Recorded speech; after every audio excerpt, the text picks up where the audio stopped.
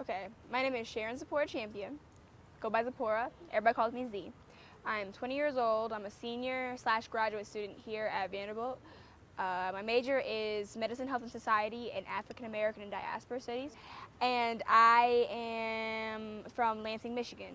I guess something that people would know about me. I'm a second degree black belt in Taekwondo, and I've knocked out people before.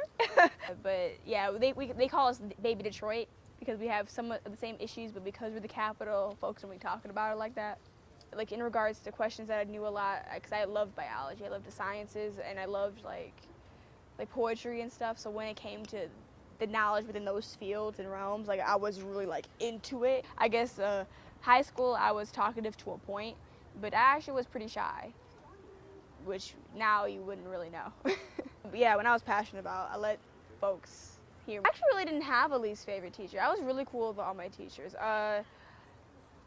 I guess there were some that I acted up a little more in. Like I think the most time I acted up was in Japanese, just because we didn't really have like the best teacher, and she really didn't know how to teach like inner city kids. So we were just acting a fool, and I actually got sent out of her class a couple times.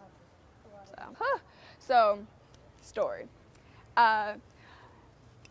When I came down here with my grandmama, my uncle, and my mama, I got out. We had this thing called move-in, and so all these folks, they're all clamming around your car, and they're cheering and shouting and all that, and trying to take stuff from my. And I was like, I got out of the car, and I was like, I've never seen so many white folk in one area in my entire life. I was really involved with my local NAACP. I was the president and the treasurer for one point, and the same thing for the local NAMB PWC. But so I was really integrated, but that was also mostly for the black community back home, which was really strong. And so when I would go to things, there would be an integration of all types of folks. So it wasn't really like just predominantly white. So I did not say I didn't interact with white people. I just never seen so many people that are white in one area at the exact same time. So I can't say I was uncomfortable. I was almost intrigued to. It's like intrigued to terrified almost. It's like this is not my comfort zone. I don't know what I'm going to do. I don't know what to do. Like, how do I react? Do I get back in the car and go back to Michigan? Some people left. Like, that's what I'm saying. You just gotta like make your own, for lack of a better term. Because if you like start, I guess it is coping, but not so much coping in the sense of like I have to be white in order to be able to make it here at Vanderbilt. Because these folks don't have to be. You don't have to be a part of the norm to make it here at Vanderbilt. Just go back. And tell your 15-year-old self anything, what would it be? That was only 5 years ago, I guess, let me see, 13, 14, 15. I was a junior when I was 15, junior in high school. How that happened? Oh, I skipped first grade, and I started school early, I think. I was 15 and I was junior. What happened when I was junior?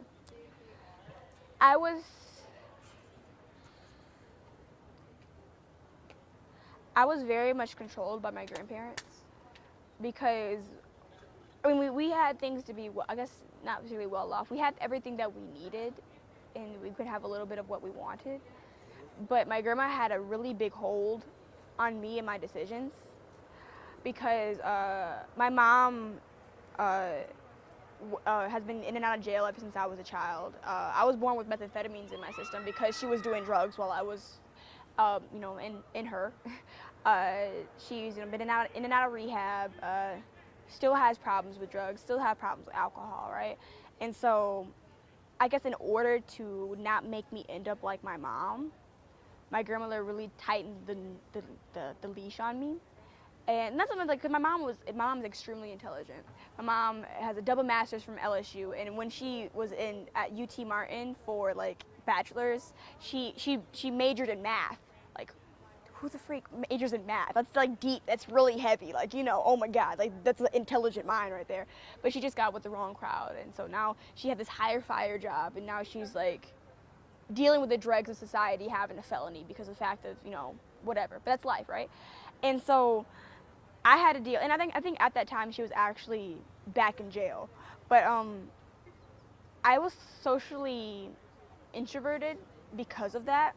I guess I'd tell myself to be more socially extroverted because I was very like limited to what I would do because my grandma would like kind of forced me to come home, for lack of a better term, because she didn't want me out in the streets, because if I got out in the streets, I would end up just like my cousin who got shot like 2 years ago, and my other cousin who got shot 1 year ago. So like she didn't want me to get involved in other bad things, which I understand, but then limiting my chance to grow, you know.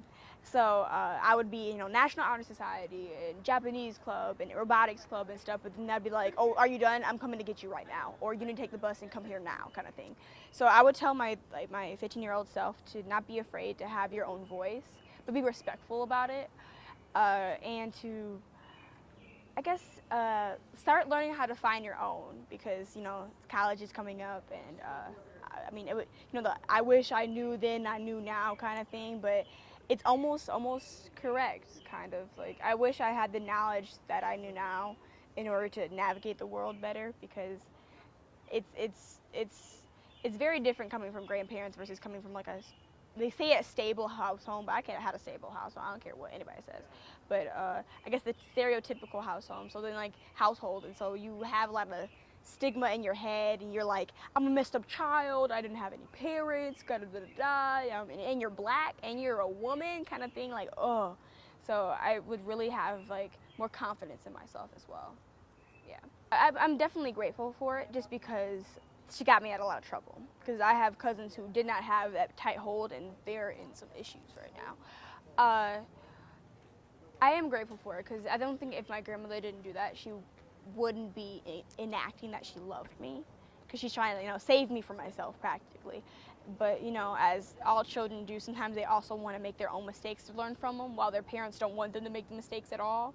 So I'm very grateful, because I'm really passionate about what I do, and sometimes I'm usually not the one pointed out during meetings saying, oh, she did a great job, or oh, she started this, but it doesn't really matter, because like I'm making a difference, and that really, really matters to me. And I just want things to be better for people behind me.